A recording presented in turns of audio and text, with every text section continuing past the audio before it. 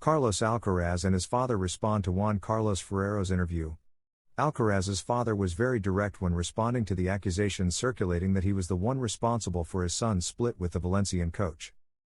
Carlos Alcaraz tried to drop the bombshell of his break with Juan Carlos Ferrero in the most discreet and affectionate way possible, but in the end it has blown up as most people suspected.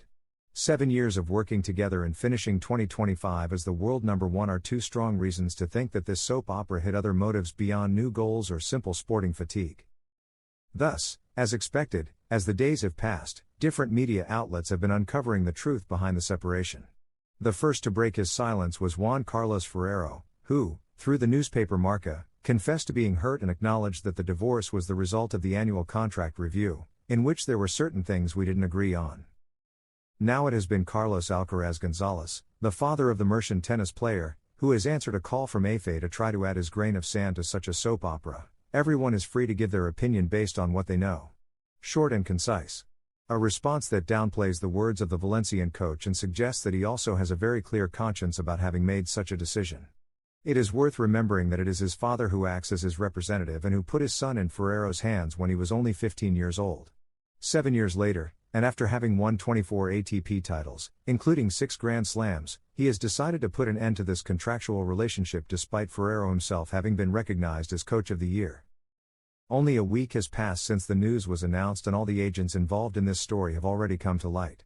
Surely, this is only just beginning, and when the holidays pass and the season starts again, more concrete information will come onto the scene. Carlos Alcaraz uses his social media to celebrate Christmas. Carlos Alcaraz has also wanted to respond to the interview given by Ferrero. But he has done so in his own way, reappearing on social media a week after breaking with his former coach and posting several photos training in El Palmar, Murcia, with a Merry Christmas and a "We keep going," in reference to his preseason with Samuel Lopez, now the main person in charge of his working team. With emojis of a Christmas tree, a heart, and a flexed bicep, he appeared on X, Facebook, and Instagram without revealing how he feels after the split with Ferrero or clearing up doubts about the reason behind a 7-year relationship. Rafael Nadal was asked to choose between Sinner and Alcaraz. This was his surprising answer. The legendary Spanish tennis player spoke about the two absolute dominators of the circuit today. A new tennis season is coming, and everything points to the fact that in 2026 the almost unchallenged dominance imposed this year by Carlos Alcaraz and Jannik Sinner will continue. Both shared the 4 Grand Slam titles and pulled so far ahead of the rest that one can already speak of an era similar to the one once imposed by Novak Djokovic, Roger Federer, and Rafael Nadal. The latter, in a rare appearance before the press, spoke about the Spaniard and the Italian and answered a key question. Which of the two does he identify with more? Carlos is more unpredictable, Jannik is more methodical. Nadal's answer was surprising. He does not see himself reflected in the game of either of them, although he does acknowledge the quality of both. They are players different from what I was, said the 14-time Roland Garros champion in an interview with AS.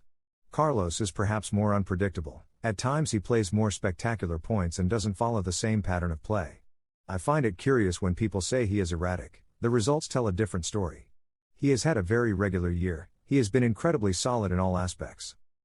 Jannik is more focused, more methodical, and he also adds things little by little, which makes him so solid and lose so few matches, he added. The next chapter of their rivalry will come soon, at the Australian Open, the first Grand Slam of the season, which begins on January 18 in Melbourne. Sinner is the 2-time defending champion, while Alcaraz will be looking to win the only major that is missing from his resume. The shocking message from Alcaraz's new coach that has surprised everyone has been leaked. Samuel Lopez, the coach who replaces Juan Carlos Ferrero, has spoken out for the first time on social media after unexpected news in the world of tennis. It is one of the stories of the year in tennis. Carlos Alcaraz and Juan Carlos Ferrero will no longer work together. His new coach is Samuel Lopez. He has already published his first message on social media. First week of preseason completed.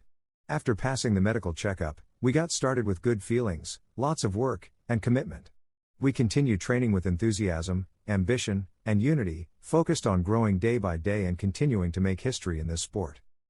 Alcaraz and Lopez are already working together to prepare for the first objective of the season, the Australian Open.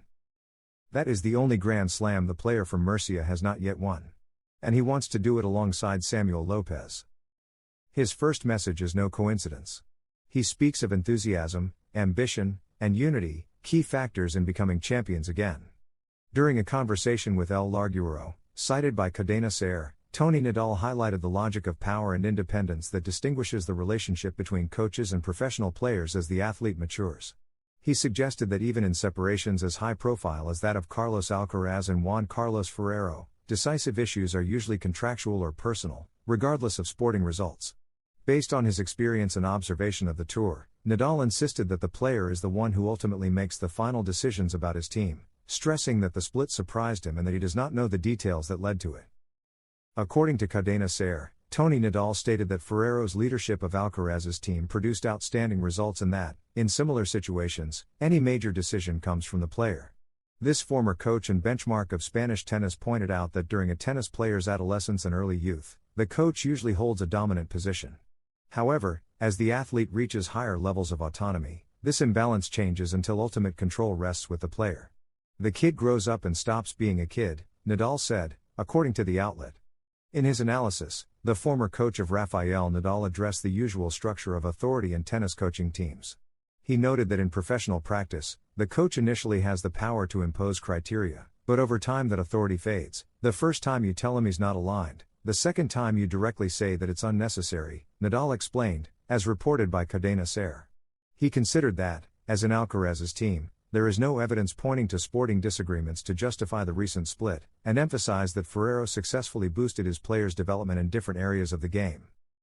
For Tony Nadal, Ferrero's positive influence was evident in Alcaraz's systematic improvement, placing Juan Carlos's demands as one of the key factors in the Mercian's tennis growth.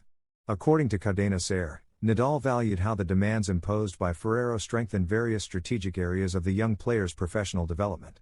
However, he reiterated that even under strict guidance, the one who's in charge is the player, it can't be otherwise, reflecting that gradual transition in which the athlete assumes full responsibility for crucial decisions. Nadal also described how he managed this transition in the case of his nephew and protégé, Rafael Nadal. In the interview, he mentioned that he applied strict discipline during Rafael's adolescence but decided to relinquish control when he turned 18. Quoted by Cadena Ser, he said, "From the age of 18, I told him to do whatever he wanted," clarifying that he limited his involvement to work and attitude on court, while considering off-court choices to be the player's responsibility. If he wanted to go out or not, that was his problem. On court, I helped Rafael; off court, it was his decision. Sharing unique details about his professional relationship with Rafael Nadal, Tony Nadal explained to Cadena Ser that he never charged fees for his work as a coach because he had other family businesses. In his words, "I never charged Rafa, but I was doing well because I had businesses with my brothers. I was with him for so long because it was very cheap for him. It was a good price for them. Rafa used to tell me, for what my uncle charges, let's see who I'm going to find." This arrangement, besides being unique, facilitated a long collaboration in which trust and mutual understanding played an essential role. During the conversation cited by Cadena Ser, Tony Nadal also addressed the natural tensions that arise in the coach-athlete dynamic. He argued that working with elite athletes involves constantly negotiating the area of influence and intervention. Either you're in the hands of the player and don't say what you think, or you set a line of demands.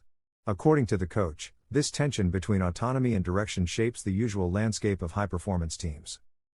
Regarding the end of the professional relationship between Alcaraz and Ferrero, Nadal emphasized his surprise, admitting that he does not know the specific reasons for the split. After years observing the elite of the sport, he maintained that this type of breakup usually responds to contractual agreements or personal concerns rather than disagreements related to on-court performance. In his testimony published by Cadena Ser, he reiterated that the loss of absolute control by the coach occurs as the young athlete develops judgment and independence, which eventually leads to changes within the support team. The process experienced by the team of Carlos Alcaraz and Juan Carlos Ferrero exemplifies, according to the Spanish coach, that transition in which the athlete seeks and assumes greater decision-making power over his career and professional environment. Through his statements collected by Cadena Ser, Tony Nadal thus provided insight into the challenges faced by coaches and tennis players in managing careers marked by excellence, constant pressure, and the need to balance demands with freedom of choice. Cobolli's confessions after training with Alcaraz. The Italian is a regular presence in Carlito's preseasons. They have been friends for years, share many tournaments, and often train together at this time of year, previously in Vienna and now in Murcia. The reasons for the Italian's trips, beyond personal ones, also lie in the many benefits he gains for his game, as he confirmed in an interview with the Italian press. 2 hours of training with him feel like 20 minutes. When you train with any other player, it feels like 2 hours. And obviously, he gives me many important pieces of advice, and even if he didn't, I learn. In addition, the videos that have been released show very good chemistry between them, having fun and enjoying themselves on and off the court. That said, for now they are rivals, although the 21 places that separate them in the rankings mean they are not direct competitors. It remains to be seen whether, as expected, Cobley continues to improve and becomes a fierce rival of Carlitos while remaining so close. The best year of his life. And he wants more. Cobley has grown enormously in 2025, moving from fighting to be among the top 50 to brushing the top 20. Beyond the numbers, he has established himself as one of the most reliable players in the world. The high level he showed this season confirms that his development is on the right track, and while it is not as explosive as Alcaraz's, it is progressing at its own pace. He is already close to breaking into the top 20 and, based on his level, he will only go higher. Beyond strong results in major tournaments such as Wimbledon, he made his final leap in the Davis Cup, when he led Italy to victory, making people forget the absences of Jannik Sinner and Lorenzo Musetti.